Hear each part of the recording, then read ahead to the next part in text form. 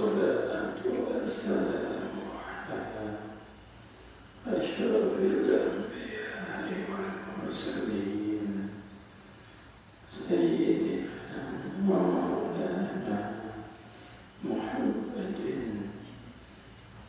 الفاتح الأمين وعلى آله وصحبه أجمعين. اللهم صل على سيدنا محمد الفاتح لما أغلق والخاتم لما سبق ناصر الحق بالحق والهادي إلى صراطك المستقيم وعلى آله وصحبه حق قدره ومقداره العظيم. صلاة تفتح لنا بها أبواب الرضا والتيسير وتغلق بها أبواب الشر والتعسير وتكون لنا بها وليا ونصيرا. أنت ولينا ومولانا فنعم المولى ونعم النصير. اللهم افتح لنا أبواب فضلك وانشر علينا خزائن رحمتك برحمتك يا أرحم الراحمين وبجاه سيد الأنبياء والمرسلين. أما بعد،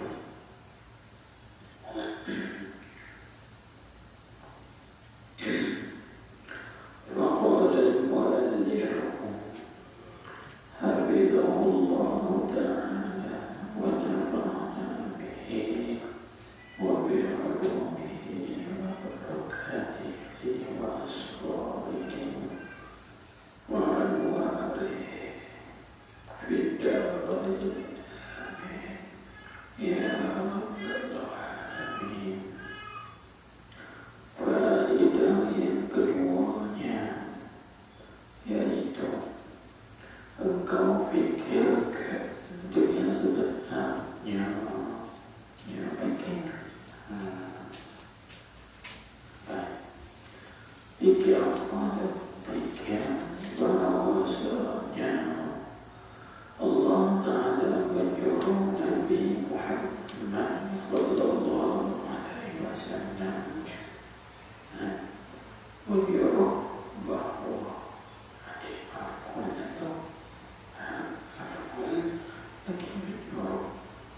menyuruh bahwa menyuruh ia Nabi Sallallahu Alaihi Wasallam suruh akan ahlinya, ahli Nabi Sallallahu Alaihi Wasallam suruh dengan sembahyang. Kebaikan ini kita dapat dari mana?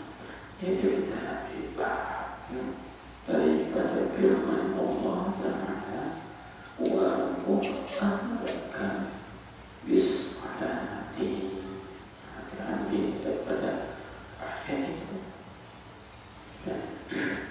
Jadi kita dapat daripada ayat itu berarti Allah Ta'ala menyuruh Nabi kita Muhammad Sallallahu Alaihi Wasallam suruh Nabi kita ini menyuruh ahli keluarganya dengan bekerja bersedia. Satu adalah serta sabar adanya, yang ini atasnya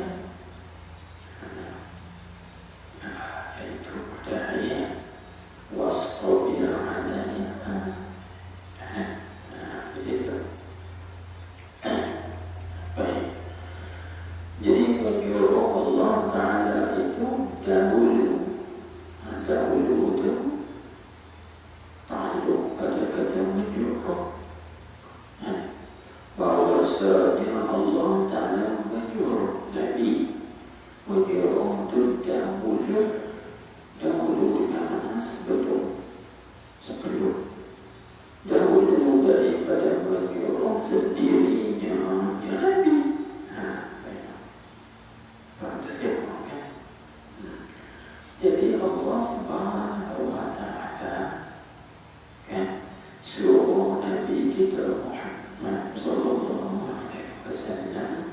menyuruh ahli keluarganya dengan mengerjakan sembahyang serta sahabat di atas sembahyang. Jadi Allah Ta'ala suruh Nabi kita berdoa sembahyang itu kepada ahli keluarganya. Bukan Allah Ta'ala suruh sembahyang itu kata Nabi. Contohnya seperti kita kata ini, Muhammad, sembahyang olehmu dan suruh olehmu akan ahlimu dengan sembahyang. Kata gitu. Tapi Allah Subhanahu wa Ta'ala yang Muhammad suruh olehmu akan ahlimu. Paham kan? Jadi Allah Ta'ala tak suruh Nabi Muhammad sembahyang olehmu, kemudian bawa Tuhan kata dan suruh olehmu akan ahlimu dengan sembahyang. Jadi di sini cuba kita fikir. Ini aja engkau fikirkan dengan sebenarnya fikir.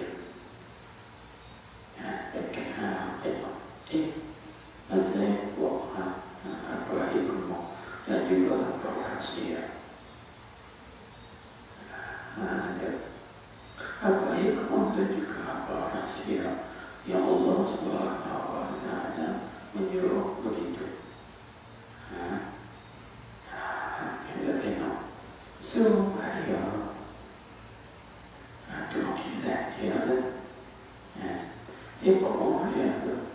supaya mengetahui engkau melebihkan pekerjaan sembahyang itu daripada melebih daripada pekerjaan yang lainnya, yang lain daripada sembahyang. Itu kita kena utamakan pekerjaan sembahyang daripada pekerjaan yang lain. Gitu. Ya. Seperti mana kita dapat beritahu dah semalam yang kelas jauh ringkai kan. Sembahyang ini bahasa yang kerana sembahyang ini ialah satu perkara yang besar, satu perkara yang sangat besar. Bukannya perkara yang kecil. Hanya paling gitu. Ya semua dengan sembahyang daripada pekerjaan yang lain. Jadi dia tak sesuai dengan pekerjaan yang lain. Sebab kata ulama, pekerjaan yang lain itu akan mengikut sahaja. Jangan kita sebut sembahyang. Bila kita jaga sembahyang, insyaAllah hal itu ikut terjaga. Puasa terjaga, zakat terjaga, dan juga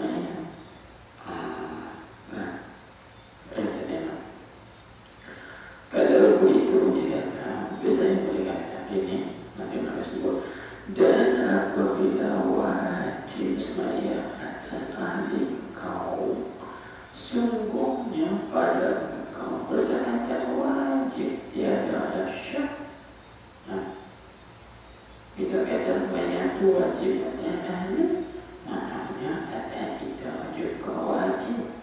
Sebab pasal kaedahnya gini, kaedahnya orang nak suruh orang lain buat, maka dia kena buat dulu.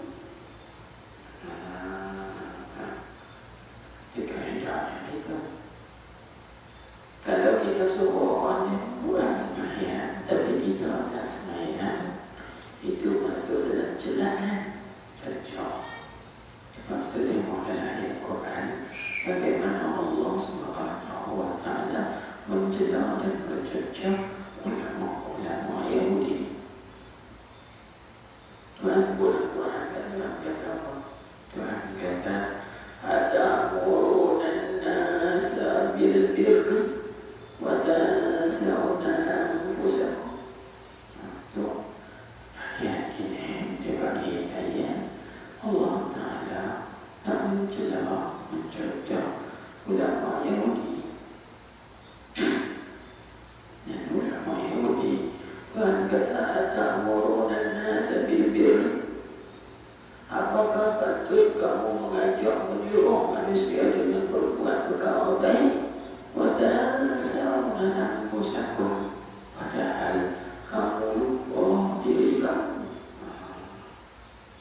Kamu suruh orang baik, tapi kamu tak buat baik. Tak boleh.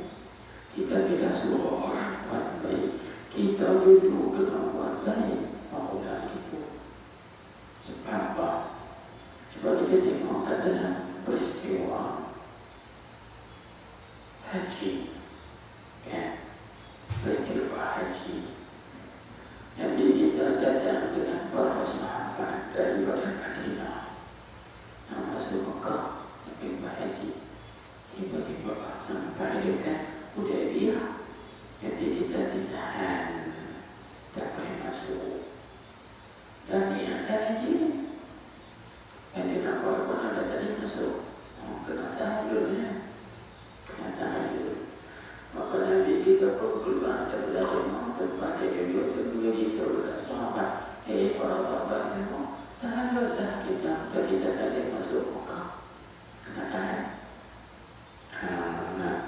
Kena tahan. Dia sahabat buat dulu kata. Nabi tengok lagu nama, pasal aku suruh aku tahan dalam kota tahan. Nabi masuk jumpa isterinya. Orang dia apa nama isterinya tu? Bukan Siti Aisyah, bukan Khadijah. Seorang lagi lupa Muslimnya ada Sayyidina Muhammad, seorang lagi anak isteri, bersebut nama isteri Rasulullah. Khadijah, Siti Aisyah lagi. Siapa lagi? Maimunah lagi.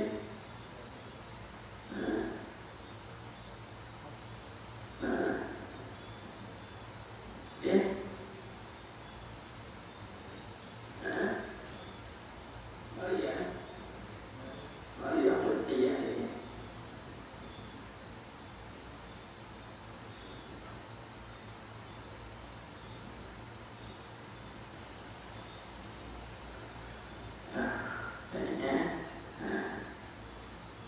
Siapa lagi isteri Rasulullah Sallallahu Alaihi Wasallam?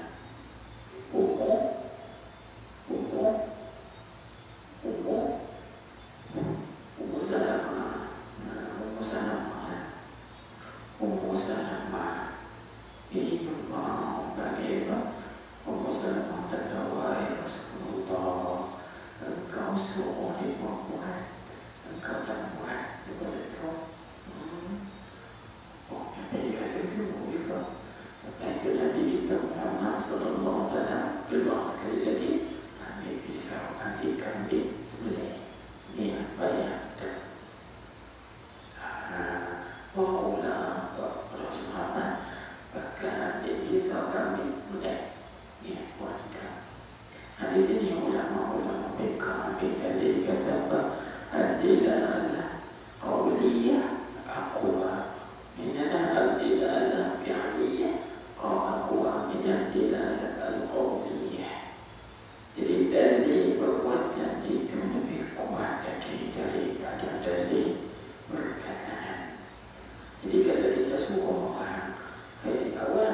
semayangnya. Jadi kita seorang awal masuk dalam waktu semayang itu mau pada semayang. Tak semayang ni kenapa dia? Bukan semayang ni. Jadi mungkin macam mana nak semayang. Jadi bila kita dah suruh semayang, kita kena semayang. Menengok itu bila Rasulullah SAW Allah telah perintahkan dia menyuruh ahli Quran dengan semayang dan sopan aja semayang. Berarti Rasulullah kena semayang dulu. Dia suruh asbab kita sini.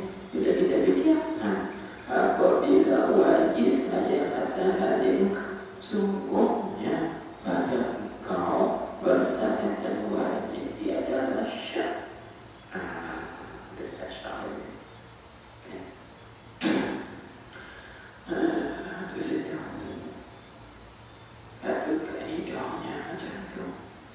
Macam itu juga kaedah kita nak cegah atau kita nak larang orang jangan buat itu. Kita tu dulu kena cegah diri kita. Kita kena cegah diri kita dulu daripada perkara yang dilarang. Bahawa kita boleh larang orang daripada buat. Di mana kita badan jawab tauhid wajib atas kita amar ma'ruf nahi munkar. Kan wajib kita kena suruh orang buat baik, mencegah daripada buat munkar. Sebagai contoh, kalau pencuri dia nak cegah pencuri dan pencuri jangan mencuri, maksudnya dia tu kena jangan curi. Dia boleh cegah orang. Tidak, kita cegah orang. Hampa jangan mencuri, tapi dia ada mencuri. Dan ia tinggi. Itu satu syarat yang ada sebut. Asal kita mengaji kita otrun nada. Ini lagi syarat itu. Asal mengaji 20 kali lebih dari mengaji 20 kali lebih. Kita otrun nada. لا تنهى عن خلق وتأتي مثله عار عليك إذا فعلت عظيم. لا تنهى engkau jangan cegah an khuluqin daripada satu hal wa ta'ti mislahu sedangkan engkau buat macam itu. Jangan kita kata kita mencuri, kita cegah mencuri, pencuri jangan mencuri. Kita tak cegah diri kita mencuri. Maka itu apa jadi? Arun alaika idza fa'alta azimu. Engkau buat begitu tu arun azim. Itu adalah satu kearifan, kejayaan yang amat besar. Amat besar. Sebab itu dalam kehidupan ma'ruf nahi munkar. Si pencuri dia kena cegah pencuri. Jadi bila dia cegah pencuri, jangan nanti dia akan mencuri. Sebab dia kena tinggal mencuri. Kalau si pencuri kata jangan mencuri, tapi dia curi, tak cegah juga dia. Jadi bila kata orang yang mencuri nak mencegah pencuri, dia sendiri kena cegah dirinya. Aku tak ada mencuri, bahawa aku boleh larang orang lain tidak mencuri, bahawa jadi sama-sama tak mencuri. Faham kan? Ini kaedah. Begitu juga bila kita nak suruh orang lain buat baik, kan? Kita kena buat baik dulu. Bahawa orang lain akan ikut. Kalau tidak, apa dia jaga tak suruh bikin. Suruh orang yang buat baik, tapi dia sendiri tak buat baik. Ini masuk dalam perkara yang dicela. Sebab itu Allah Ta'ala mencela dan mencerca ulama Yahudi. Dan ayat tadi, Atamuruna an-nasa bil birr. Apakah patut? Di situ dia panggil hamzah istifham litawbih.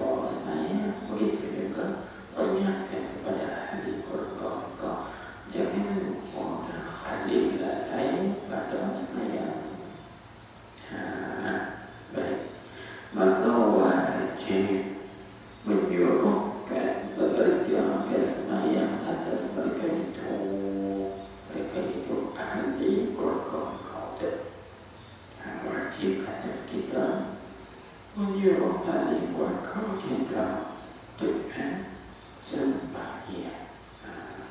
Baik, kewajiban bukannya sunnah. Dan harus ada yang kamu pukul istri dan anak dan hamba engkau yang meninggal, mereka istri anak hamba atasnya harus kita memukulkan berdasarkan kepada hadis yang kita baca semalam, yaitu hadis yang berbunyi muru auladakum bis-salati wa hum abna'u sab'i sinin wadribuhum 'alaiha ay li'ajli tarkiha wa hum abna'u 'ashara wa farriquhum bainahum bil madaji'i. Itu hadis pertama. Hadis sahih Nabi kita disebutkan suruhlah oleh kamu wali bapak-bapak, wali-wali agar anak-anak kamu itu dengan sembahyang, yaitu pada ketika umur mereka 7 tahun. Pasal 7 tahun disuruh sembahyang dah. Ibu tak bayar lagi. Aduh, panggil tamrin. Kerana nak latih mereka. Yang apabila mereka bayar nanti, mudah-mudahan mereka berkhidmat mereka untuk mengerjakan sembahyang sebab sudah biasa, sudah dilatih. Ada disebut lagi wadribuhum 'alaiha, dan pukullah oleh kamu akan mereka itu, ini akan anak-anak kamu tu 'alaiha ay li'ajli tarkiha, yakni kerana meninggalkan sembahyang.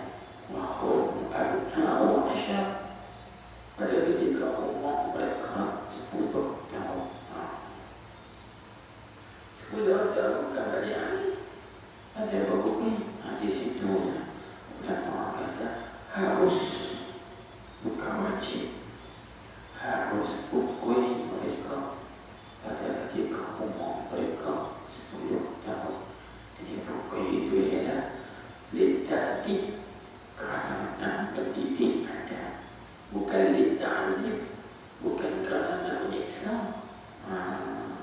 Jadi bila kata pukul, jadi bukan kerana seksa, tapi kerana mengajar ada, berarti kita pukul mereka dengan apa?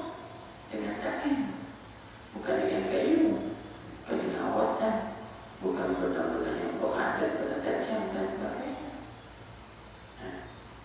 Mungkin dengan tangan, dibayarkan tangan, begitu sikit.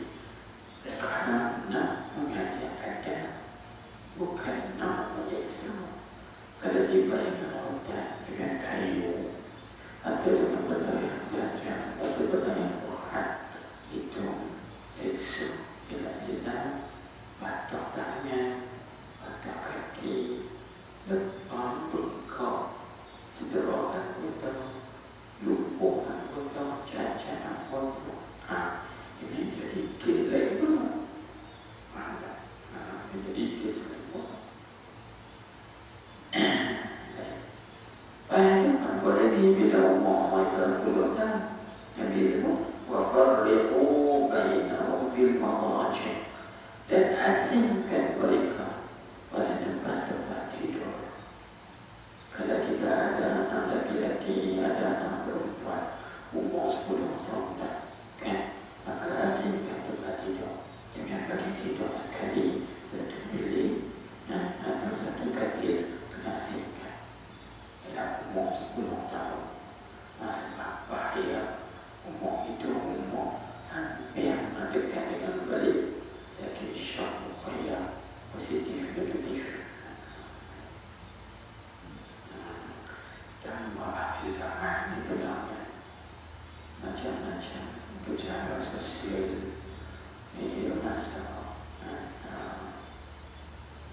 kecil-kecil pun dapat hayat imam karena orang miskin, karena orang tak ada baju, ada belanja, bahaya dan kena hasilkan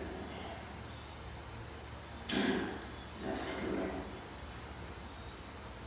Baiklah, itu habis kita ambil dari kata dan harus atas engkau mengukur istri, mengukur istri, dibanding juga beda, asmanya, bagi beda juga kena hasil kita tidur.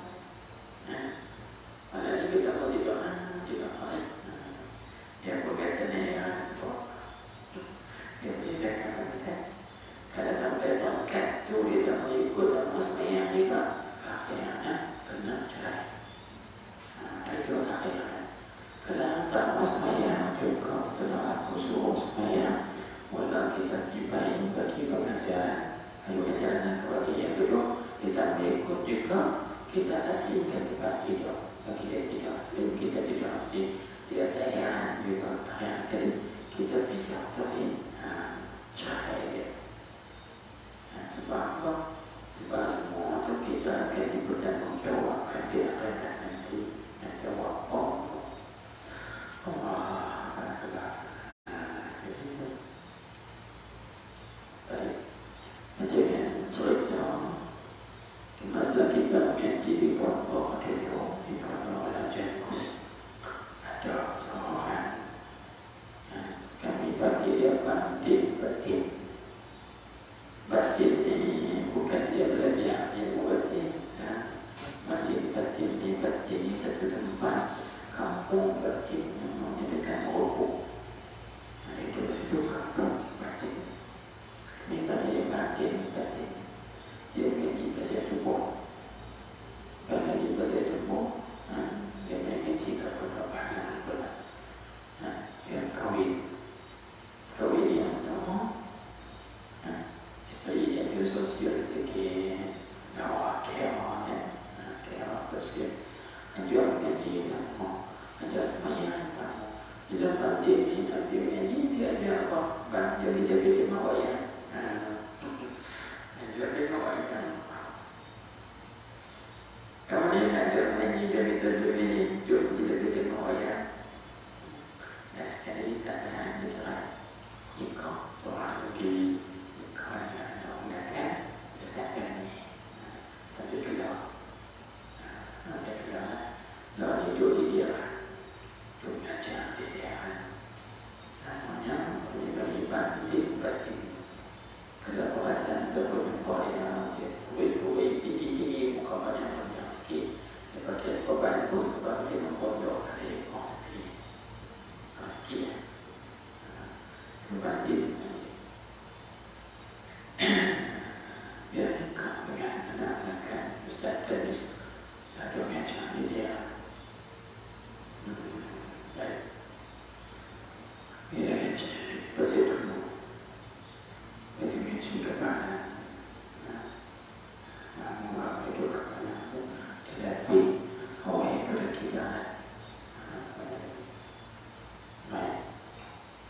Nanti cerita sikit jalan terakhir bila kita suruh isteri kita mau semayang juga dan mengikut juga, ceraikan dia.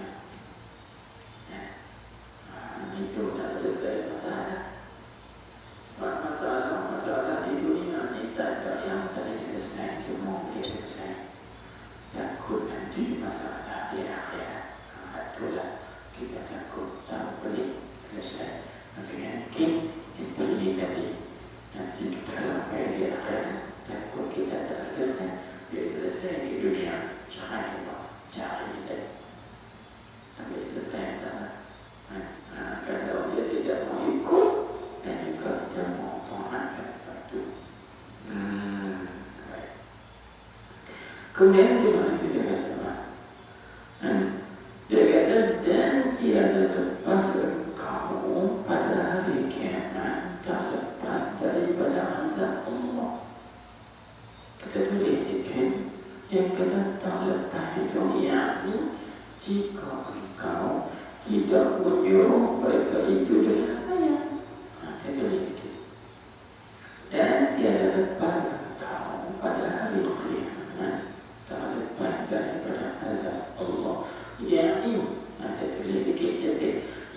jika engkau tidak menyuruh mereka itu, yakni anak istri engkau dan juga hamba engkau ni, tak suruh dengan sembahyang. Tidak suruh dia buat sembahyang, kerana mereka itu di bawah tanggungjawab kita. Seperti mana kita baca dalam hadis semalam, kullukum ra'in wa kullu ra'in wa kullukum ra'in, kullukum ra'in. Setiap kamu itu ialah orang yang kaum yang penghulunya memerintahkan. Wa kullukum mas'ulun an ra'iyati. Dan setiap kamu itu akan disoal, akan dipertanggungjawabkan daripada orang yang di bawah peliharaan dia, jagaan dia. Istri kita di bawah jagaan kita, anak kita di bawah jagaan kita, begitu juga khadam kan di bawah jagaan kita. Baik.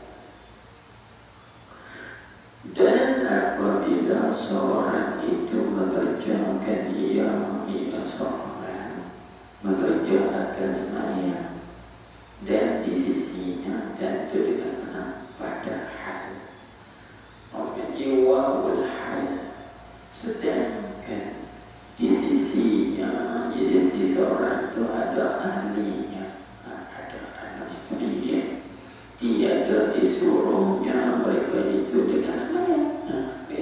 Saya pada hari kiamat dibangkit serta orang yang meninggalkan sembahyang. Allahu Akbar. Kita bagi wanita, aku sembahyang tidak ada. Anak istri kita kesangkut kita ini. Kita nak masuk syurga tak boleh. Lagi bertarik kaki. Jadi dengan berbuat mudah, dengan berkawan ini, dengan berbuat dan berbuat dan berbuat berkawan ini. Baik. Itu faedah yang kedua yang kita dapat pelajari daripada ayat wa'mur ahlaka wastabis walati wastabir alaiha. Kita masuk lagi ayat la nas'aluka rizqa. Kita masuk lagi. Tadi kita masuk. Baik. Cuba kita tengok lagi pada tersebut.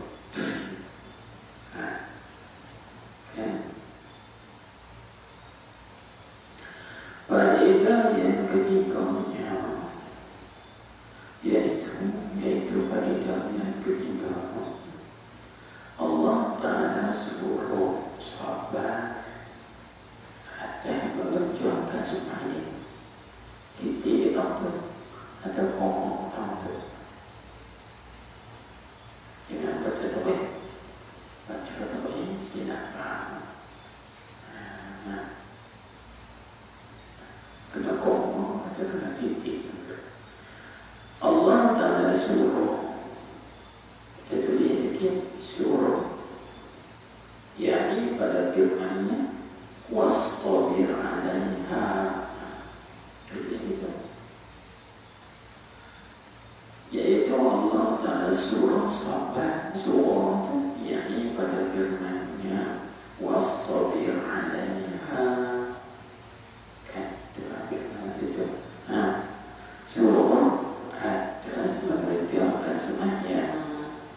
Titik atau ngomong. Itu kalau kita baca balik padanya, pada suruh tu. Beda. Padanya, jadi pada suruh Allah Ta'ala dengan sahabat atau mengerjakan sembahyang itu menunjuk, maknanya isyarat. Ada isyarat firman Tuhan tadi, ada isyarat bersangatan payah dan berat bagi nafsunya seorang atasnya atas sembahyang. Itu dari Kalau kita fikir, kan? Kalau kita fikir, pertama Allah Ta'ala suruh kita sembahyang. Lepas itu yang kedua, Allah Ta'ala suruh pula kita sobat atas sembahyang. Cuba fikir, apa rahsia dan juga apa hikmah Allah Ta'ala menyuruh kita ini sobat di atas pekerjaan sembahyang. Baik, kita tahu dulu apa mana sabar. Sabar di mana? Sabar ni habsul nafsi ala ma yukrahu yakrahu, kan? Iaitu tahan nafsu atas benda yang dibenci, benda yang tak disuka oleh nafsu. Jadi benda yang tak dibenci, yang tak disuka oleh nafsu, mana benda itu berat atas nafsu. Kalau kita kata benda itu disuka oleh nafsu, kita apa atas nafsu. Pasal bagi kita nak bangun malam, kita jadi berat badan. Sebab bangun tengah malam itu masuk dalam benda yang payah dan susah, berat atas nafsu. Itu bagi kita lagi. Jadi kita kuat, jangan ada salah. Jadi situ kita tak faham apa rahsia Allah dalam semua sahabat ini. Maka di situ ada isyarat menunjuki kepada bahawa sembahyang ini adalah merupakan satu pekerjaan yang berat, susah dan payah atas nafsu. Dengan itu, maka perkara ini diberitahu oleh Allah Ta'ala di dalam Al-Quran, yaitu pada firman-Nya, wasta'inu bis-sabri was-salah wa innaha lakabiratun. Lakabirah tengok dalam tafsir Jalalain, kan Jalalain disebut lakabiratun dengan la thaqilatun illa 'ala al-khashi'in. Dan minta tolonglah oleh kamu dengan sabar dan sembahyang. Tengok dua sekali itu, sabar dan sembahyang. Dalam ayat ini Allah Ta'ala sebut wasta'inu bis-sabri was-salati. Dalam ayat ini kita kata wa'mur ahlaka bis-salati was-sabir. Sebab itu kata ulama, seolah-olah sembahyang dengan sabar ni kok tadi tak boleh dipisahkan. Belajarnya bila kata sembahyang kena sabar, nak sabar kena sembahyang. Satu benda yang disertakan kepada muktarinah, benda yang disertakan kepada sembahyang, sabar, sembahyang. Sehingga kata Syekh Ibn Atta dalam kitabnya At-Tadbir fi Isbat At-Tadbir, dia kata bahawa sembahyang dengan sabar ini dengan ain wahid, nafsu syai', benda yang sama, Abdullah, benda yang satu. Jangan kita kata Tayyub Hijab Abdullah jatuh soalan benda itu juga. Nah, kata Allah tak boleh terasing dalam cerita ini. Di mana ayat yang kita baca ini, wa'mur ahlaka bis-salati wastabir 'alaiha. Suruhlah ahlimu dengan sembahyang dan sabarlah atasnya. Dalam ayat ini wasta'inu bis-sabri was-salah. Minta tolonglah dengan sabar dan sembahyang. Dan Allah Ta'ala firman wa innaha, dan sesungguhnya sembahyang itu lakabiratun, la thaqilatun, kan berat kecuali hati orang khusyuk. Baik, ulama dia bahas dari segala macam jangan halus. Sebab apa yang sebut wa innaha, dia tak kata wa innahu lakabirun, wa innaha lakabirun fi dhamirha, yang merujuk kepada salat. kata wa innahu lakabiratun, kita merokok kepada sobat. Berarti sabar dengan semayang. Semayang lebih berat lagi, lebih susah lagi atas solat. Faham tak? Sabar kurangnya lagi. Tapi semayang itu dia nampak berat lagi, susah lagi daripada solat.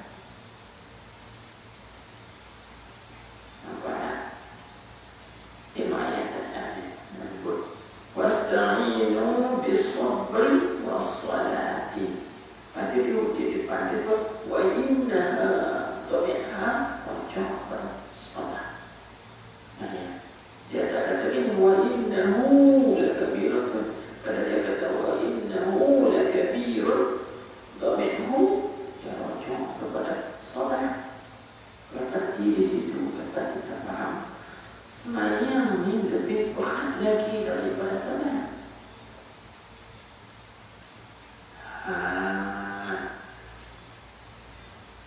Hampir disebut di sini. Dia kata padanya, pada semayang, pada suruh Allah Ta'ala dengan salat itu menunjuk, ada isyarat bersanakan payah dan berat bagi nafsunya atasnya, yakni atas semayang. Sebab sabar ini dia ada dua. Ada sabar qalbi, ada sabar badani.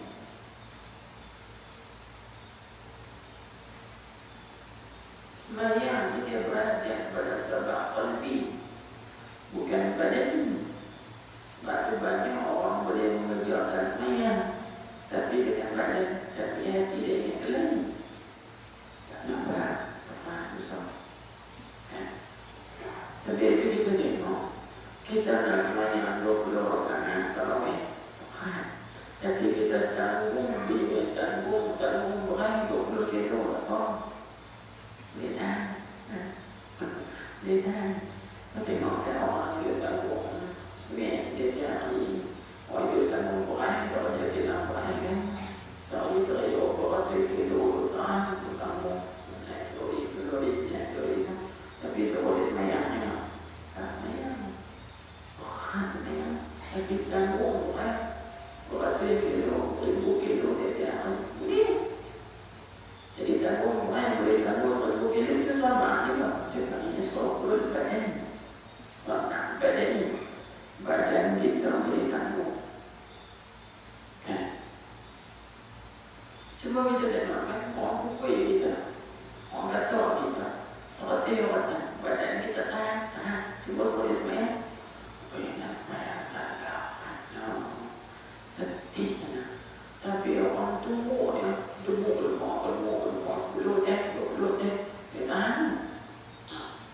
Tak ada apa-apa. Mana tu sama badan ni mana? Ya, tapi sama qalbi. Tak ada.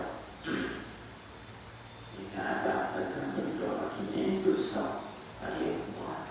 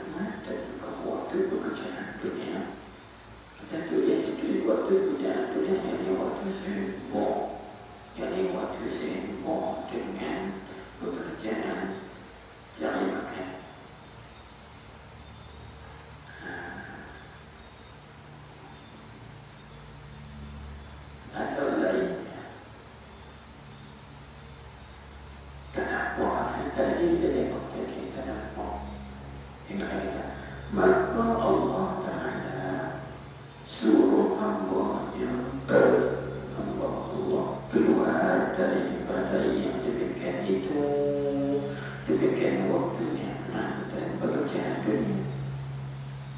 Dengan sebab kita keluar, jangan bersibuk dengan pekerjaan yang materi yang juga pekerjaan dunia tadi. Keluar sekaliannya keluar kepada teman berhadap. Bila kita keluar berpaling, berarti berpaling daripada pekerjaan dunia dan waktunya berhadap kepada ibadahnya, ibadah Allah, dan berdiri menghadap Allah dan berpaling daripada yang lainnya. Kita tengok, adakah tiada engkau mengetahui disuruh sembahyang subuh pada waktunya engkau tidur? Itu bagaimana? Tentang tidur sedang-sedang, tiba-tiba kena bangun, kena bangkit sembahyang subuh. Tidur tu waktunya aman. Lebih-lebih lagi bila bermimpi yang syok. Mimpi naik Lamborghini kan, mimpi jalan mana-mana ke tempat-tempat pemandangan ini. Tiba-tiba dengan azan, Allah bersedap. Kacau bagaimana ini. Jadi hikmahnya Tuhan suruh kita keluar daripada nikmat itu, berhadap pada Dia. Bangkit, bangun, semua nanti berhadap kepada Dia. Keluar daripada nikmat. Dan waktu nikmat sedang tidur, kata-kata selimut dan sebagainya. Bangun, dikasih bangun cepat. Pergi mandi, dia sembahyang ataupun dia sembahyang kawin, sembahyang, sembahyang, berhadap kepada Dia. Baik. Maka Allah Ta'ala suruh engkau keluar daripada bahagian nafsu engkau, bahagian nafsu yang tidur, bahagian nafsu engkau yang bersedap-sedap itu kita tulis. Jadi yang bersedap-sedap dengan tidur dan mimpi yang indah itu, kita lagi keluar kepada menunaikan haknya, hak Allah. Apa hak Allah? Hak Allah iaitu sembahyang subuh. Haknya hak Allah. Apa makna hak di sini? Kerajaan itu hak di sini makna apa? Dengan makna yajibu, ada kewajiban yang wajib ditunaikan. Hak di sini sebab hak. Kita menjadi bahasa dia ada banyak makna.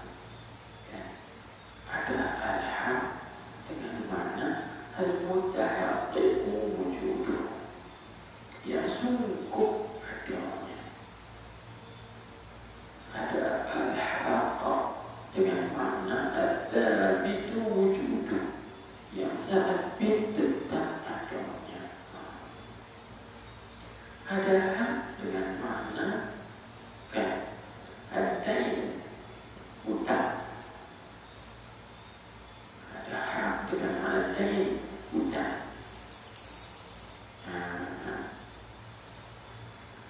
Ada hak dengan makna zakat. Wa atu haqqahu yawma hasadih. Ayat Quran. Dan tunaikan oleh kamu akan haknya pada hari tuainya. Jika kita ambil padi, hari padi, kena waktu zakat padi. Ada hak dengan mana zakat. Ada hak dengan mana yajibu ada'uhu, barang yang wajib oleh menunaikannya. Ada mana hak yajibu ada'uhu. Maksud bintangnya kewajiban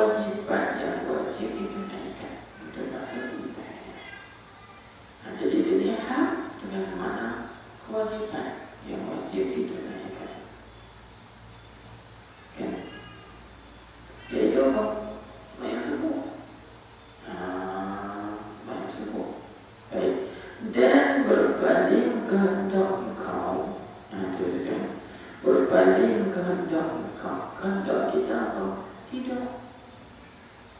Berbalik kepada kehendaknya. Kehendak Allah. Apa kehendak Allah? Kehendak Allah ialah sembahyang subuh. Tuhan suruh kita, kehendak kita sembahyang subuh. Itu. Baik. Bayangkan, memang tetap hidup yang betul. Dan bagi terus sembahyang berhadap. Susah.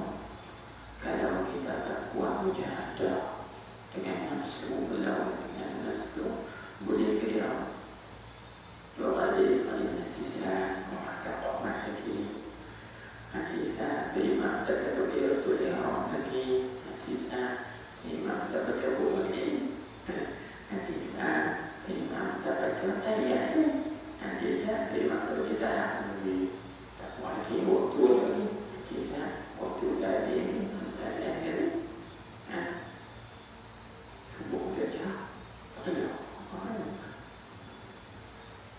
terdepan kita. Baik. Sebab itu kata ulama, sebab itu kata ulama, dia khususkan pada sembahyang subuh ni ketika azan apa dia? Iaitulah as-salatu khairun minan naum. 2 kali. As-salatu khairun minan naum. Sembahyang itu lebih baik daripada tidur. Mana ada pada waktu lain? Ada as-salatu khairun minan naum pada waktu zuhur. Ada as-salatu khairun minan naum pada waktu asar, maghrib, isya. Ada. Hanya khusus pada sembahyang subuh saja. As-salatu khairun minan naum. Sembahyang itu lebih baik daripada tidur. Soalan, apa sebab dikatakan sembahyang itu lebih baik daripada tidur? Jawapannya 4 sebab. 4 sebab. Jika ada orang tanya kita, asal apa kata sembahyang itu lebih baik daripada tidur, yang dilakukan azan oleh wajib pada khususnya pada sembahyang subuh 2 kali. Pada kita banyak yang beriman ini kita jawab apa? Sadaqta wa barakta wa bil haqqi nataqta. Kita jawab sadaqta wa barakta, betul kan? Kata betul maksudkan dan sembahyang itu lebih baik daripada tidur. Dan wa barakta baik, betul. Wa bil haqqi nataqta.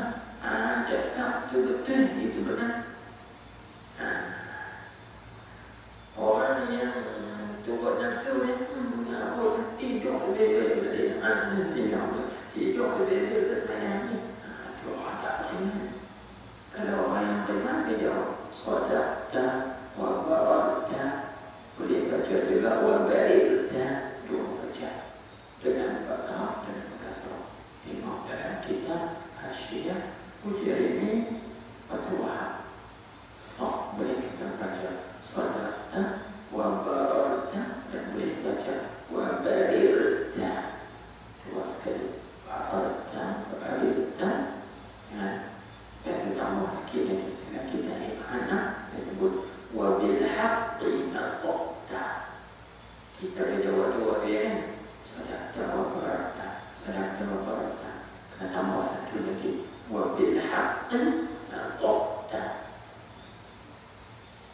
Dan dengan kebenaran itu kau bertutur. Maksudnya wa bil haqqi nataqta. Nuntaqta.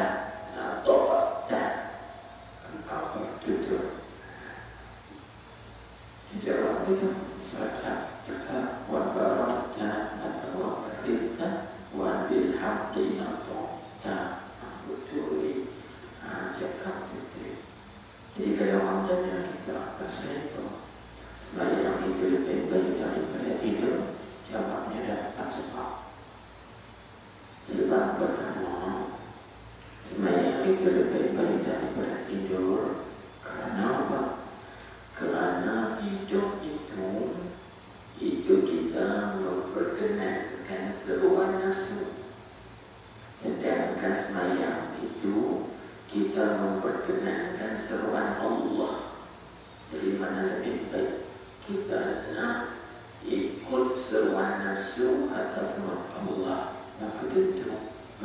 seruan Allah itu lebih baik daripada mengikut seruan nafsu.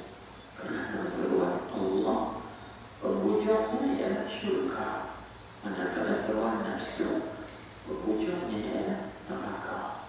Alhamdulillah. Itu satu jawaban. Kerana Arabnya dia menyimak. Li'anna an-naum istijabatun linida'in nafsi was-salata istijabatun linida'illah. Kerana tidur itu memperkenankan seruan nafsu, manakala sembahyang itu memperkenankan seruan Allah Subhanahu wa ta'ala. Itu satu. Kan satu. Yang kedua, sebab apa dikatakan sembahyang itu lebih baik daripada tidur?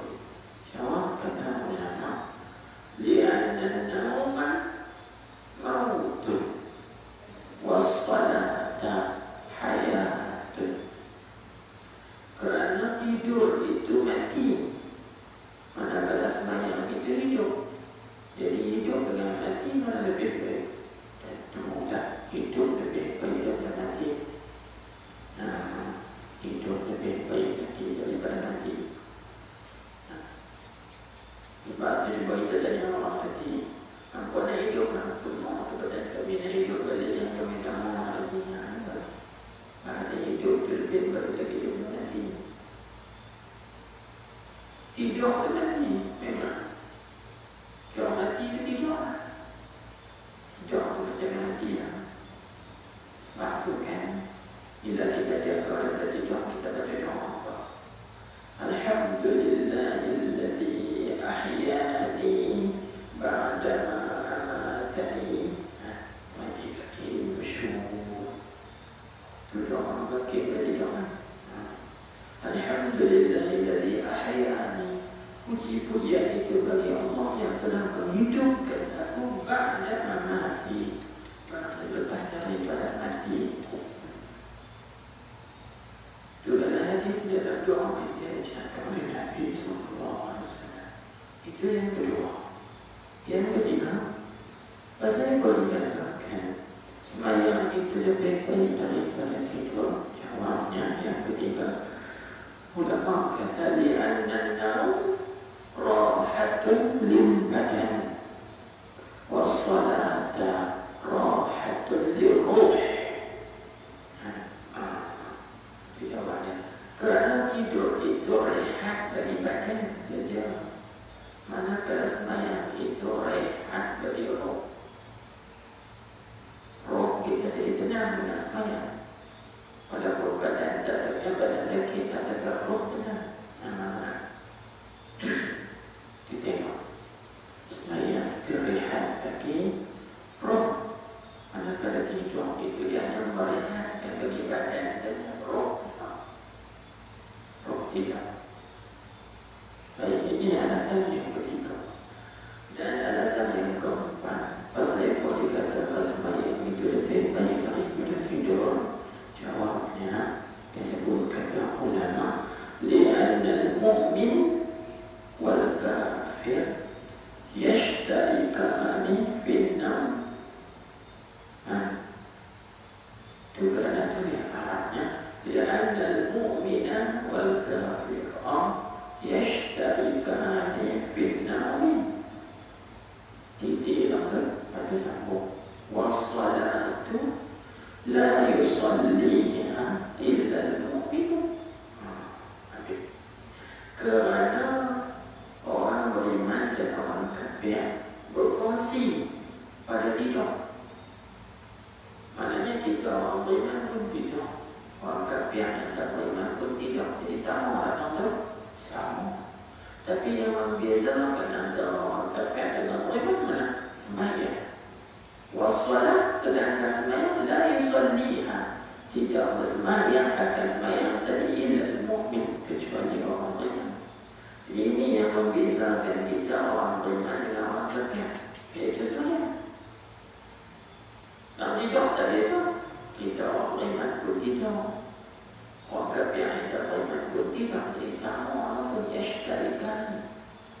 berkongsi sama. Tapi yang membezakan antara kita orang yang beriman dengan orang kafir kan sebenarnya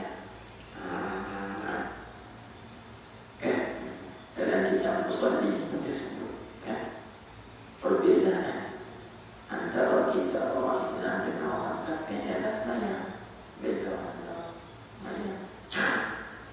Ini bukan sebab pertama sebab dikhususkan as-salatu khairun minan naum marratan, dikhususkan pada azan subuh, tidak pada zuhur, tidak pada asar, maghrib dan isya. Ini yang baca apa? Ini yang baik ini disebutkan dengan nama. Baik, sebab itu kita kata apa? Disyariatkan sembahyang subuh ini pada waktu yang sedang syok tidur.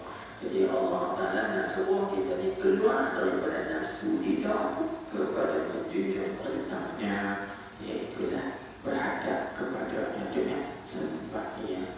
Itu yang kata sembahyang ini datang pada waktu nikmat. Pada sedang tidur. Jadi susah nanti ni sedang tidur. Bila susah perlu pada apa? Sabar. Itu yang disebut wastabir alaina. Sabarlah atas sembahyang. Susah berat. Sambung lagi dengan ayat. Dan seperti itu juga, seperti mana sembahyang subuh itu, dia kata seperti itu juga sembahyang zuhur. Seperti pada pihak payah susah juga dia nafsu. Seperti itu juga, yakni seperti sembahyang subuh juga, sembahyang zuhur seperti pada pihak wajah syabah ya, yakni pada pihak payah dan berat bagi nafsu. Itu wajah syabah dia. Payah juga, berat juga ada nafsu yang mengerjakan sembahyang zuhur. Pasal sembahyang zuhur ini datang pada waktu yang mana. Maka disuruh engkau keluar pada waktu bersenang engkau daripada pekerjaan dunia dan kembali engkau daripada usaha pekerjaan dunia. Tengok kan, waktu bersenang juga. Sebab apa? Waktu nyaman kan, pada pagi itu kita bekerja 3-4 jam sampai waktu tenang, waktu rehat. Orang jabat pun itu juga waktu tenang, waktu rehat. Orang yang tak jabat pun kerja kampung pun waktu tenang, waktu makan nasi, lunch, waktu makan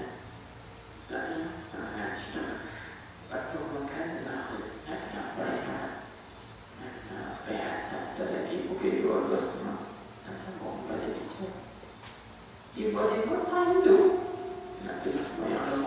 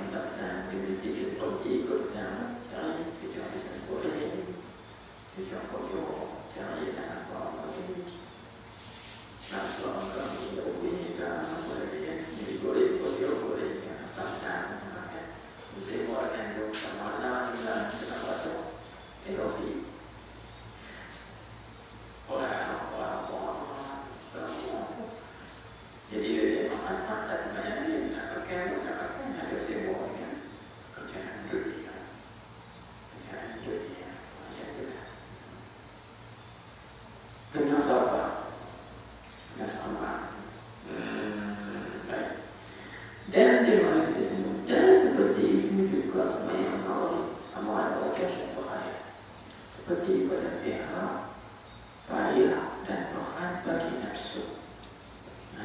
Pada contohnya sama. Dan seperti itu juga sembahyang maghrib dan maka disuruh, yakni menyuruh oleh Allah Ta'ala ketika keluar pada waktu nak makan dan minum dan bersedap-sedap supaya kuat badan engkau. Ada orang itu orang sibuk dia nak cari makan pula. Nak penat-penat pasal malam sup pada time itu kalau orang kampung waktu itu sibuk dengan pekerjaan dunia. Ayam ini tak masuk obat lagi, lembu kami tak masuk kandang lagi. Sibuk dengan urusan itu. Kalau orang kampung sibuk dengan pekerjaan dunia. Obatnya dan obatnya ada. Baik. Dan seperti itu juga sembahyang isyarat, maka disuruh kau keluar pada waktu hendak tiba.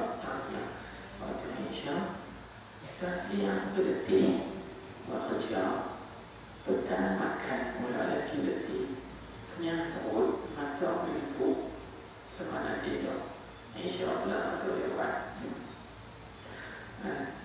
Tidur, masing-masing kerana sudah payah dan susah engkau berusaha dalam hari itu, jadi siang hari itu, yang hari itu kita sibuk dengan bekerja, maka malamnya mengantuk letih kerana tidur.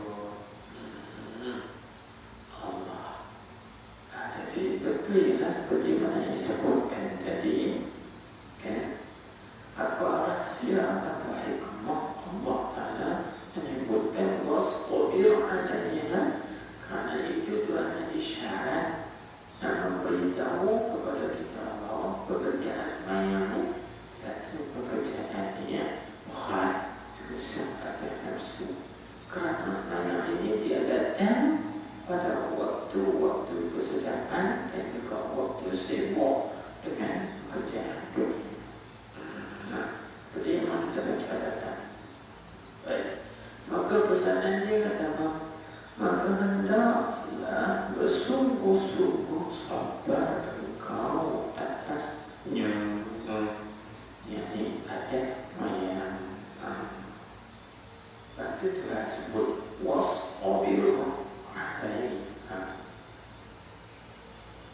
Ada ulama bahaya lagi, dia guna perkataan istighfar. Wasbir itu mana istighfar, tapi maknanya sabar. Jadi istighfar satu makna dalam isbir, tapi istighfar itu jadi lebih kepada Allah lagi, ya, daripada isbir. Sebab itu dia kena wasbir alaiha. Itu isyarat tentang Tuhan. Baik. Jadi sabar atas sembahyang itu kata ulama dia terbagi kepada 3 bagi. Baca tidak. Baca tidak. Terbagi kepada 3 bagi.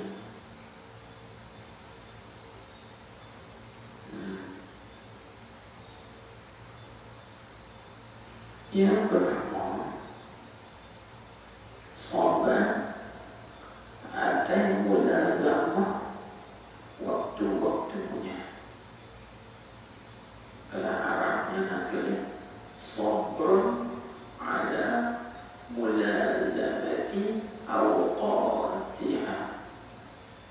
Sabar di atas mulazamah waktu-waktu sembahyang. Mulazamah ini maksudnya apa? Berterusan, berkekalan. Dalam bahasa sekarang boleh juga kita sebut sebagai konsisten. Konsisten. Bila masa waktu subuh, mulazamah. Masa waktu zuhur, mulazamah. Masa waktu asar, begitu mulazamah. Sebagai sabrun ala mulazamati awqatiha.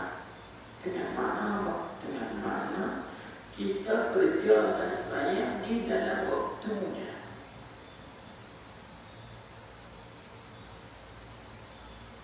Jangan kita buat sembahyang itu di luar waktu.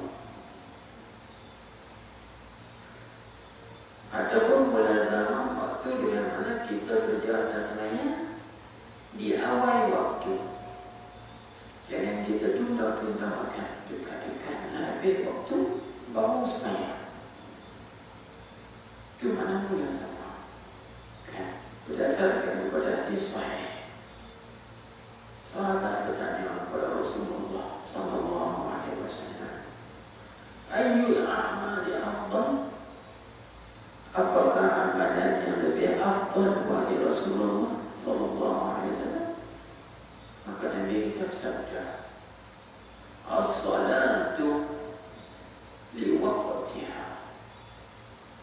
Ada riwayat, "As-salatu li awwali waqtiha."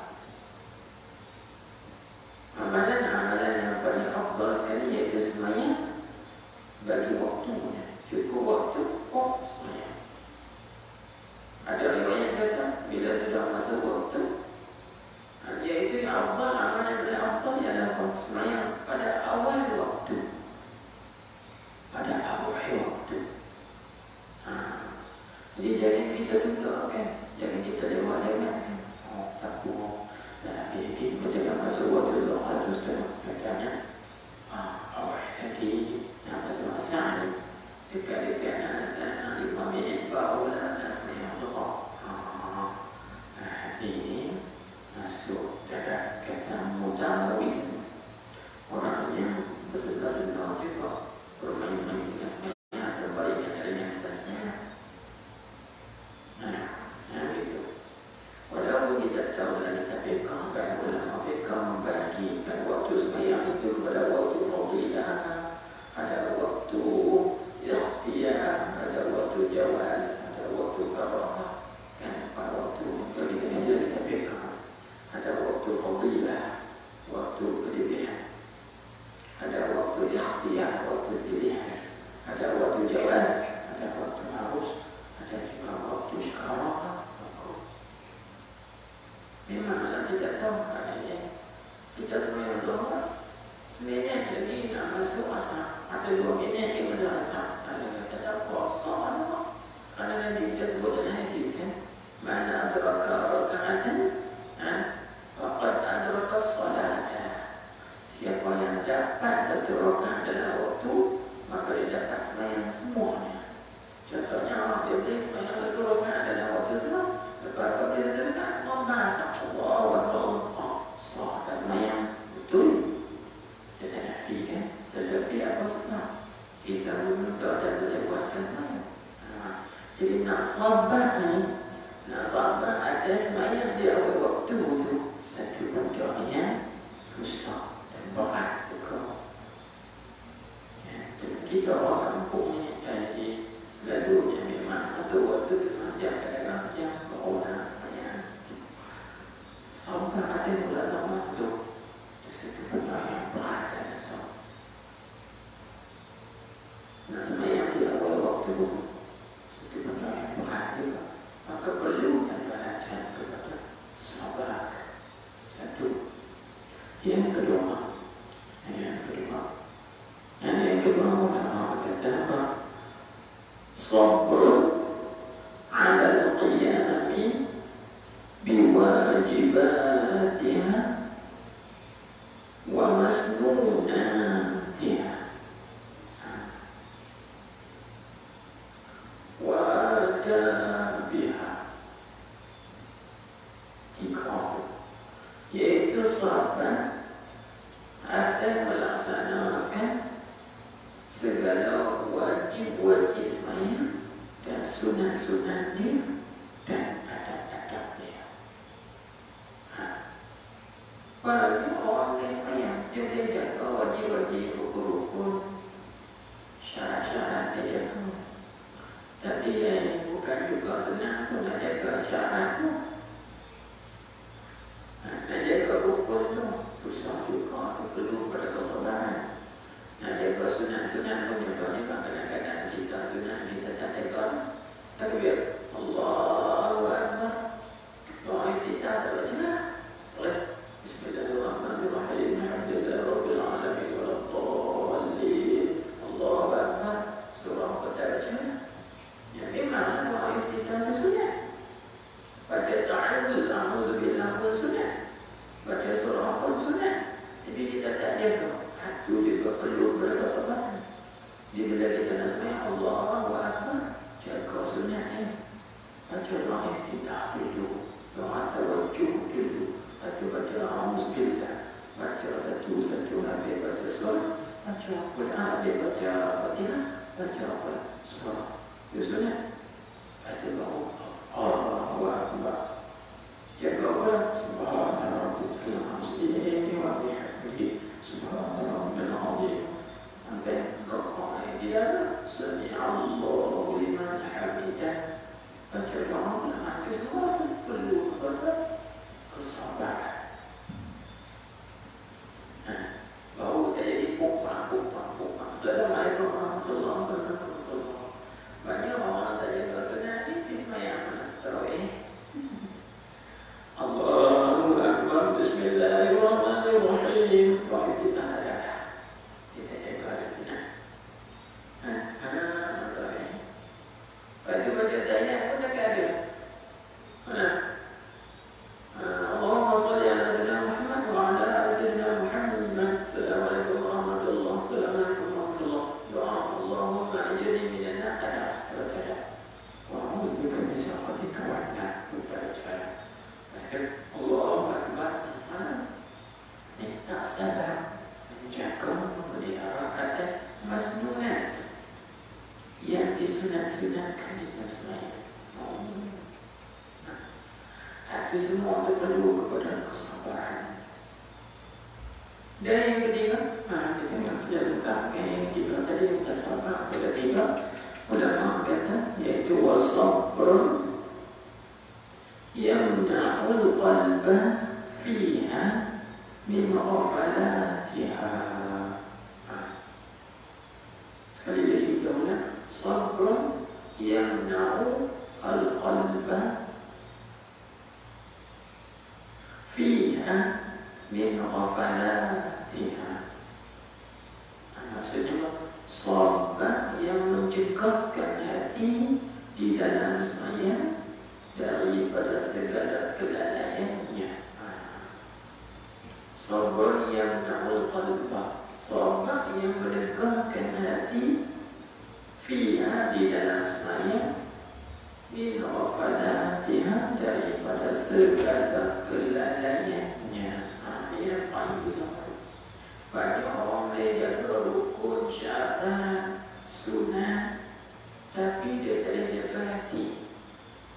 Hati dia ingat tempat.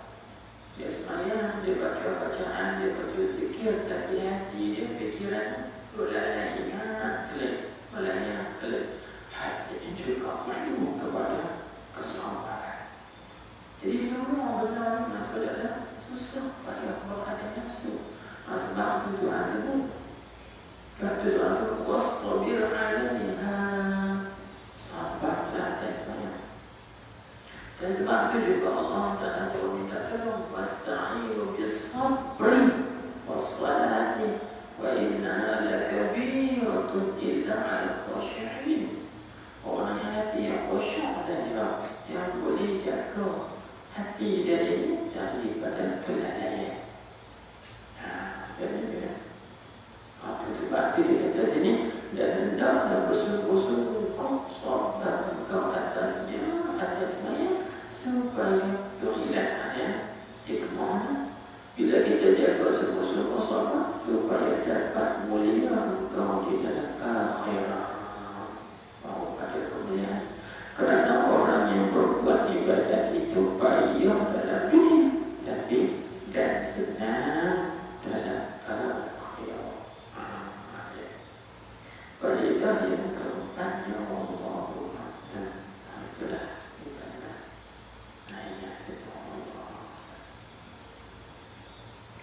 Subhanallah.